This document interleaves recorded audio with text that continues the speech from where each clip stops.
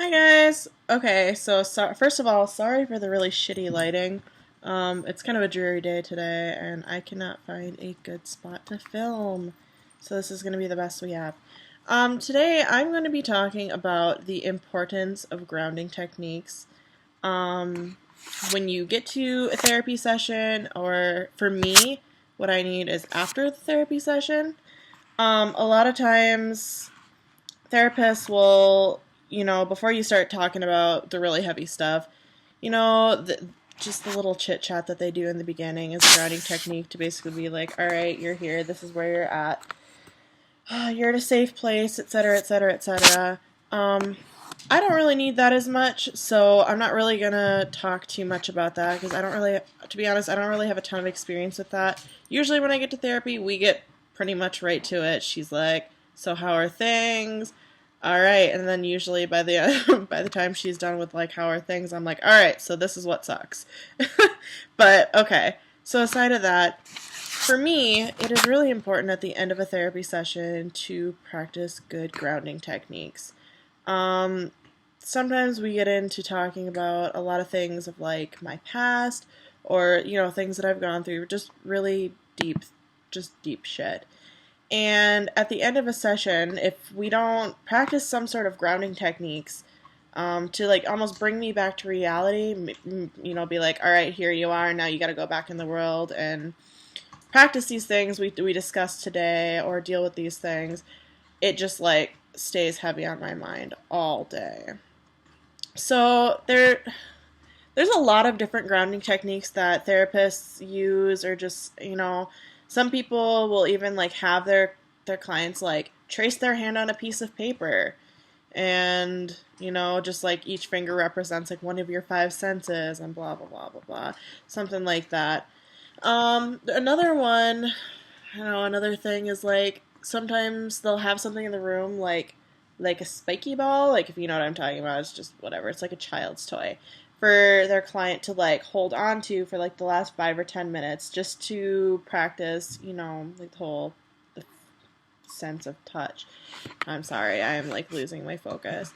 Another thing is like you're supposed to put your feet firmly on the ground. Like when I get in there, like I'm super comfortable with my therapist, so I just like kick back and curl up in the chair, and like that's just how I am like with her. But as the time goes on, I have to remind myself, all right, there's only 10 minutes left.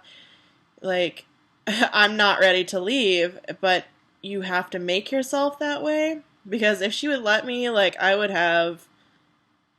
talk for a really long time. Like an hour for me is not enough to actually like process anything. And I hate that because typically therapy sessions aren't any longer than an hour. But I need longer than an hour to process things. Otherwise, a lot of times I feel like I'm not really getting through much. Even though I know I am, but I just like, I could get so much more done in a longer session. Another like grounding technique that some therapists will use is like soothing music, or I don't know, like sensory awareness games. I guess there's like a game that's like called the 5 4 3 2 1. It's like you name five things you can see in the room around you, four things you can feel, three things three things you can hear, two things you can smell, which that's kind of a weird one. I don't know what you can really smell in there. And then one good thing about yourself. And that's, I don't know, I think that's a really good one. Otherwise, just some other just general questions like you have to like ask yourself is like, where am I? What is the day today? What is the date today? What is the month? What is the year? How old am I and what season is it? Those are also just really good questions. But, honestly, what the two most important things for me, when it comes to grounding techniques, and this isn't with every therapist, but if you have a therapist that is willing to do this with you, this has been the most helpful thing to me. She lets me ask her questions. She let me do that once or twice, and yeah, I asked her questions, just things that either I was curious about or just general questions like, what is your favorite color? What's your favorite food? Like, I asked her, what is your favorite late night snack? Like, things that people don't normally ask each other. And that really wow, it was a really good grounding technique for me. And I left that day and I didn't mow over everything that I had already worked over, in therapy. Um, and the next one is on occasion, she has given me hugs. And that also always has been one of the best grounding techniques for me. It's like the whole, like, somebody is touching you, you are real, you are here, you can feel. Because when you start talking about like the deeper things and you're really like searching your head for, shit of your past and things that you need to get through, like it's sometimes almost like an out of body experience where you're just kind of like looking down on yourself and you're just like you're there but you're not really there.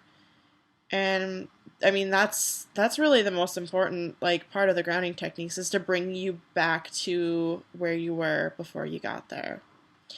Um, it's super important. I know I'm not the only one who struggles with this. Some people can go to therapy, talk about it, and then leave and be completely fine, but I am not one of those people.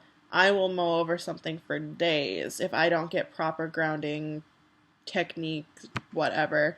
And, sometimes we have more to work through in a general day than other days, so the grounding techniques don't always happen. But I guess I told her today, that we need to make note of that that's something that I need. And I'm getting better at that. I'm getting better at letting people know what I need to function and what I need to be happy, which is really good. I've been making progress, and that makes me really happy. But yeah, so that's really all I have to say today, and I'm sorry, like, about the bad lighting and stuff. There was something else that was important, but I totally forgot. So I either will A, make another video, or B, just like come back in 5 minutes and add to this. But if I don't do that, thank you guys for watching. I love you all, and I will see you tomorrow with another new video. Bye!